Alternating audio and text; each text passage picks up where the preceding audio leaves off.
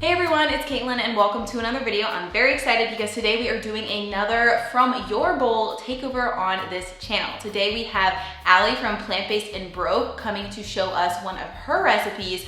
So I'm just going to let her take it away. Hi everybody, my name is Ali from Plant Based and Broke, and my blog focuses on wholesome plant-based recipes made with accessible and affordable ingredients and kitchen equipment. So I really tried hard to make sure that the things I make are approachable and inclusive. So let's talk about this recipe. So this recipe is a jackfruit banh mi. So I essentially took a Puerto Rican recipe that is meat heavy and changed it up to a plant-based one using just jackfruit. And of course with Puerto Rican flavors such as sazon and sofrito and adobo. And the reason why I chose this recipe is because I wanted to make sure that, you know, the holidays are coming up like Christmas and Thanksgiving, and a lot of the things that are usually on the table are Puerto Rican food, like arroz con gandules, habichuela guisada, and also banh mi. So I changed this to a plant-based one so I can also enjoy this with my family. So fun fact, I grew up in Miami in a Puerto Rican household. So I'm very familiar with a lot of the Caribbean flavors from Cuba, Dominican Republic, and also from Puerto Rico. So very easy to make, takes like minutes, unlike the traditional Puerto Rican banh mi recipe, which takes hours and hours to make. So quick, easy, affordable, delicious. So check it out and I hope you love it. So if you're not already following Ali on Instagram and her blog, all those links will be down below. After you see this recipe and make it and try it, you're gonna wanna follow her. So just go ahead and do that now. And now let's get on to the recipe video.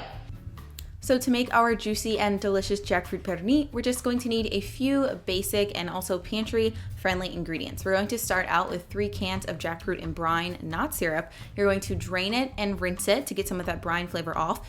Then you're going to add it to either a nut milk bag or a clean kitchen towel and squeeze as much of this liquid out as possible. So we're rinsing some of the salt off from the brine when we rinse the jackfruit with water, but this is really going to help get all the extra moisture out and get rid of that sort of briny canned flavor of the jackfruit. We're adding a ton of spices, so I really don't think you can taste it in the final dish, but you still want to try to squeeze as much of this liquid out as possible. And so, you know, get a nice forearm workout in there, get some nice dry jackfruit, and then when you're done, you can just discard that extra water. I would rinse the bowl out, and then we're just going to plop the jackfruit into there. And if you'd worked with jackfruit before, you'll know that canned jackfruit has these pods or seeds in it. And Ali recommends picking them out, which I would also recommend as well, because while if you're vegan, the seeds aren't terrible to eat, they really don't look meaty at all. As you can see, they're sort of bulbous and they do have a more tougher texture. So I'm just going through with my hands, making sure that I'm getting all of them. But if you miss a few, it's not a big deal. You can pick them out later. So that's what I'm doing, just making sure I get all of the seeds out. And again, you can discard these, you can compost them. If you don't mind eating the seeds, you can use them in another recipe. But if you really want the most realistic shredded meaty texture, you just wanna take those babies out of there and say goodbye to them. So now we're going to shred our jackfruit because some of it is still in larger chunks. Ali said you could do this either with some forks or a potato masher, and I thought a potato masher sounded fun. So I took some of my daily anxiety out on the jackfruit and I got it nice and shredded, and already I feel like you can see that it has a really nice shredded meat-esque texture. So we're going to set that aside and now make the marinade that our jackfruit is going to go in. So you're going to need some olive oil, and then we're also going to add in 2 cloves of minced garlic, if it wants to come out. It finally came out. And then we're going to add some sofrito, which is a common Puerto Rican ingredient that's used as a base in a lot of different recipes. Ali has a recipe on her blog, so I used that. I will link it down below. It's a mix of bell peppers, cilantro, and garlic. So that's gonna add some nice flavor. And then we're also adding a ton of different spices. We have some adobo, sazon, smoked paprika, oregano, and black pepper. All of the amounts are listed in the blog post, which is linked below. Now I'm just adding a little bit of water to help hydrate the spices, and we're going to whisk everything together until it forms a uniform consistency. At this point, you can add in your shredded jackfruit to the bowl and then just mix everything together. You want the seasoning marinade to be well incorporated within the jackfruit, and then we're going to cover this and let it sit in the fridge for at least an hour. But the longer you let it sit, the more flavorful the jackfruit is going to get. So totally up to you.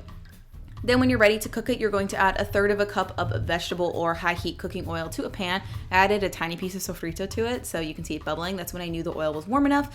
And then I'm adding the jackfruit to the pan and we're going to sear it.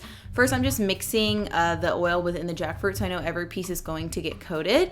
But I would actually recommend when you're cooking this or searing it, you don't want to touch the jackfruit too often. There's plenty of oil in the pan and you want to get sort of browned bits on the end of meat, because when you have shredded meat, it's usually not all cooked to the same even consistency and you want to get some caramelization. So you can see here as I'm flipping the jackfruit, some parts are a little bit more brown, and I think this helps to get a more realistic texture and flavor onto the shredded meat. So we're going to cook this for a total of 30 minutes, and it may seem like a long time, but it's actually really not that bad at all. You can do something else in your kitchen, because like I said, you don't have to watch it all the time. And actual pernil, which is made with pork, as Ali mentioned, takes hours and hours to cook. So this is definitely a shortcut, but it's really flavorful. And as you can see, the texture of the jackfruit gets super, super realistic. It's like mind-blowing. So this is the finished product. I just chopped it with a cilantro leaf for a colorful garnish. And I wanted to experience my jackfruit pernil and taste it with other traditional Puerto Rican recipes. So I went ahead and made some arroz con gandules and some tostones. And this rice recipe, this arroz con gandules, is actually my friend Coco's. She guest posted this a few years ago, so it's on my blog if you want to check it out. And then I just followed a basic recipe online for tostones, which is twice fried plantains. I think I did an okay job. They were delicious, so I think that's what matters the most. And then I just combined all this together into a delicious plate. We have our meaty jackfruit pernil, our arroz, and our plantains, and it was so, so good. So that is how you make the best ever vegan jackfruit pernil. I'll have to say, this recipe was so good. One, it smelled amazing when I was cooking in my kitchen.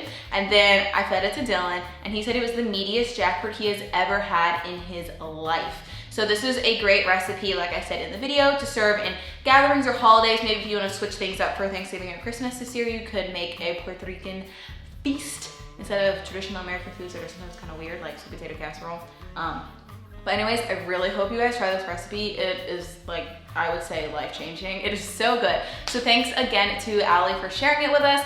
It will be linked down below, as well as all of her social channels, like I said, so I hope you check her out. And also, if you want to learn more about the From Your Bowl initiative or apply to be a guest poster on there, there's a full page on my website, so I'm gonna link that down below. I love discovering new accounts, and I plan to feature a ton more on here. I'm aiming for at least one every other month. So you guys are gonna get a ton of awesome recipes coming your way, in addition to the awesome ones that I already make. Okay, yeah, I don't know.